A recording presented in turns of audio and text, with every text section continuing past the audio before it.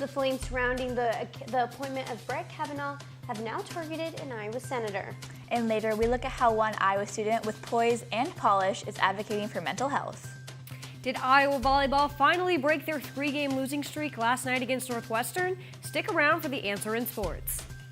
Now, we may be in for a slightly warmer winter here in Iowa. I'll have more on weather.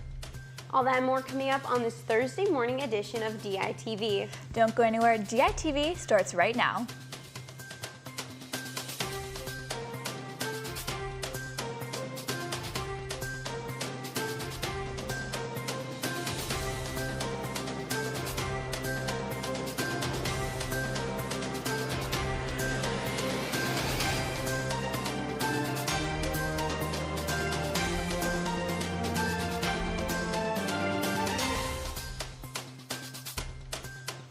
Good morning, and thank you for tuning in to this Thursday morning edition of DITV. I'm Mackenzie Cooper. And I'm Susanna Kloster.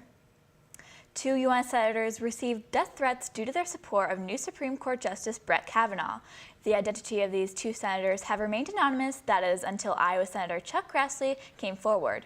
Grassley now says he is one of the 2 senators who received voicemails threatening their lives. 74-year-old Ronald Dursey of New York was arrested on October 19th for placing the calls. Iowa Senator Joni Ernst has voiced her support for her counterpart. This news comes at the same time the Postal Service found explosives bound for the Clintons and Obamas, and separate death threats addressed to former Vice President Joe Biden. Does the University of Iowa practice fair and consistent employment standards for all of its staff? This is a question the law firm Fredrickson and Byron PA has been trying to answer since last November, following costly payouts to former UI Senior Athletic Director Jane Meyer and former UI coach Tracy Grusbaum. For wrongful termination, the university signed on the Des Moines firm to look into university employment practices. The total investigation will cost as much as $187,000 and was intended to conclude in November of this year. A recent amendment to the contract has extended the investigation until January 21st of 2019. Have you ever wondered what it's like to take a ride inside of a Tesla? Well, yesterday I had the chance to take part in a test drive of the Tesla Model S at the National Advanced Driving Simulator. I have more on the story for you here. You probably have all heard of the electric car company Tesla. The sleek and futuristic looking car is something you might have imagined the Jetsons driving, if only it could fly. One of Tesla's features is its assisted lane changing and highly advanced cruise control, making the driver feel as if the car could basically drive itself. The National Advanced Driving Simulator in Coralville showed the Daily Iowan what would need to be done to have self-driving cars on the road everywhere.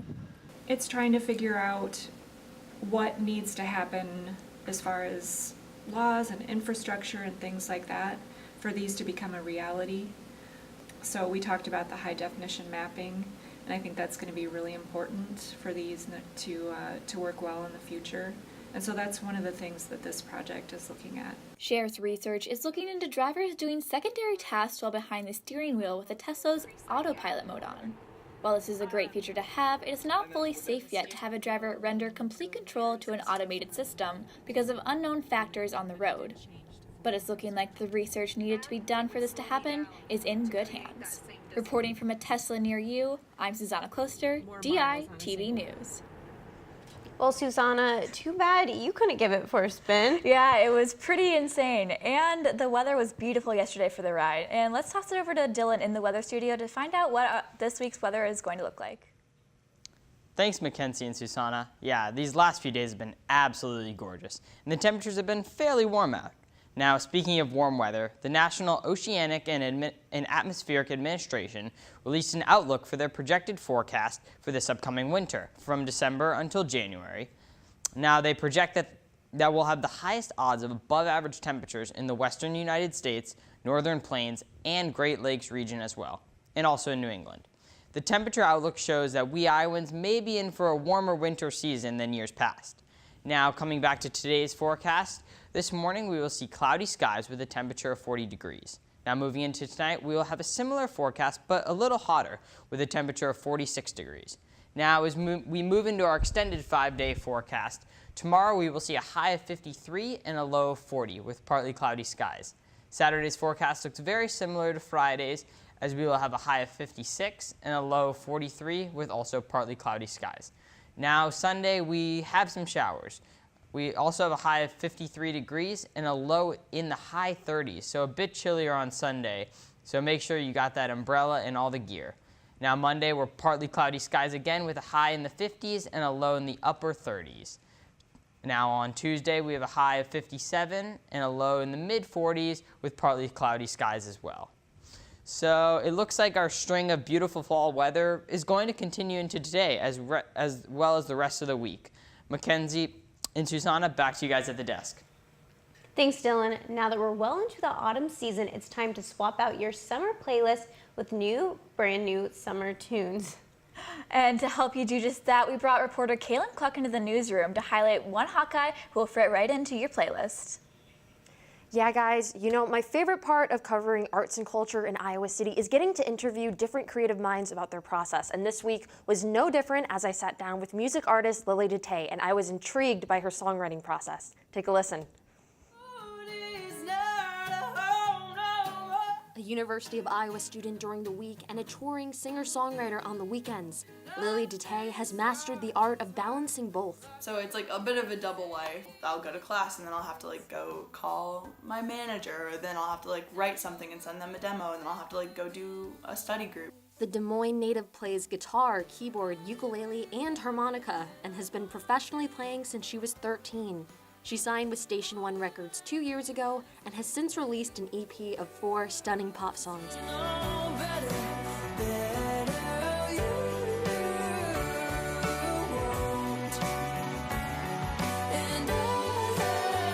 But right after her finals week this December, she's headed to Austin to record a new full-length record that will hopefully come out next June. It's kind of like getting this like blues, like alt-rock feel to it, which is really fun and very true to how I'm writing now. DiTay is completely committed to growing as a songwriter and takes on a personal mission she calls New Song November. It was this challenge that I made up last year where every single day of the month of November I would write a new song and I would like live stream it at the end so everybody would know that I was doing it. It's a challenge for a reason. You don't have time to be perfect about it. You don't have time to edit. But then you like get a good song that you take and like you record for your next album, and then it's like, it's all worth it, you know? Like sometimes it takes you to write 31 songs before you can write like a really good one. So Carnegie, beautiful. And DiTay told me that the only downside to her double life is having to miss out on college social events during the weekend. But it's okay because she said she'd much rather be performing on stage than going out to the bars anyway. And I know so many people are excited for that album. So that's it for me this week. Back to you in the studio.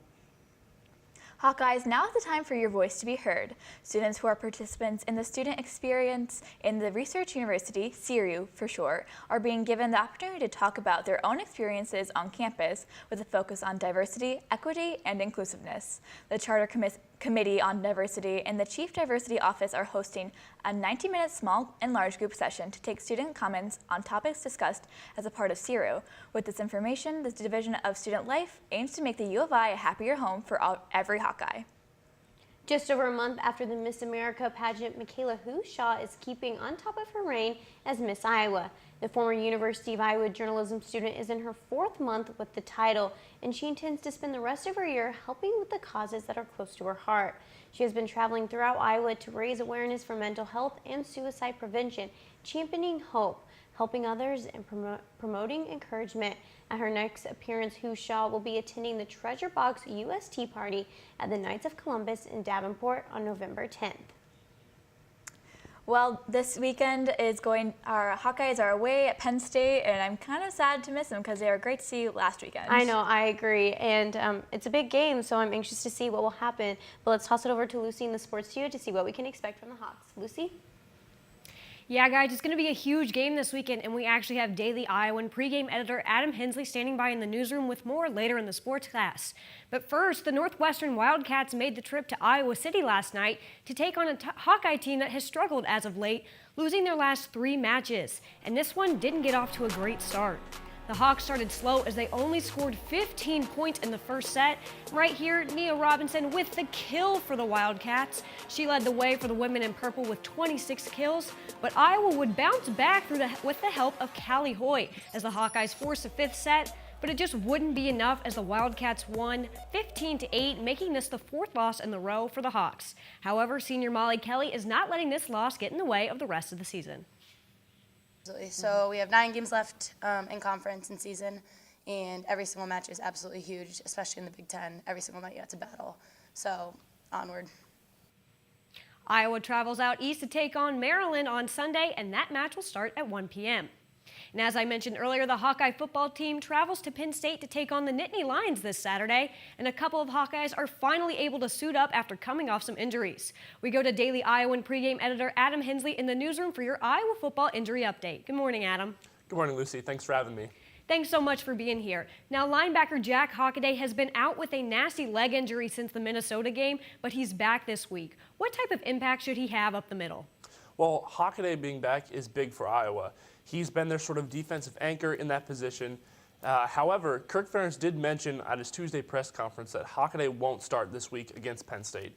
Instead, Christian Welch, who started the past few games in Hockaday's absence, he's going to start. And I think that's a good idea because Hockaday, you don't really want to throw him back into the fire against a team like Penn State. Plus, Welch has been looking pretty good as of late. Yeah, I agree with that. Welch has been really solid. But on the other side of the ball, Iowa seems to be full go. Ivory Kelly-Martin is back from concussion protocol. So how important is it that the offense is full steam ahead against the Nittany Lions on Saturday? It's huge. Anytime your offense is at full strength or at least close to it, that always bodes well.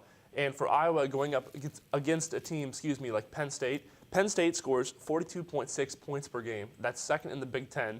And while Iowa's defense has shown that it can stop pretty much anybody, Iowa's offense needs to be able to counter when Penn State scores. Otherwise, things could get out of hand. A healthy offense would really help that out. Well, this game seems to be one of the most important games of the season for the Hawks, with the Big Ten championship game hanging in the balance. What all needs to happen for the Hawkeye Express to stay on track towards Lucas Oil Stadium? Well, the Hawkeyes need a win against Penn State, and that'll do 2 things. One, that win gives Iowa some much-needed momentum going against a pretty tough slate of games for the next 2 games. Iowa not only travels to Penn State, but then travels to Purdue the week after, and then hosts Northwestern at home, and those 2 games are going to be better than people think. On top of it all, this game, if Iowa wins, that win puts some respect on Iowa's name. It needs some national respect. It hasn't beaten a top 25 team, and this is its chance. I agree with that. Adam Hensley, live in the newsroom, thank you. Tune again tomorrow for DITV's pregame show for more on the game between Iowa and Penn State. Guys, back to you. Today, the University of Iowa is hosting the Iowa High School Press Association's 2018 Fall Conference. Some 800 students who we here at DITV are sure are the best and the brightest will be participating in numerous sessions to hone their journalism skills. From the whole of the Daily Iowan, we hope to see you all here at the University of Iowa as future Hawkeyes. Well, thank you for watching this Thursday morning edition of DITV. Be sure to head over to dailyiowan.com for all your latest news. And if that isn't enough of the Daily Iowan for you, be sure to pick up a print copy of the DI on stands now. For DITV, I'm Susanna Kloster. And I'm Mackenzie Cooper. Have a great day, Iowa City.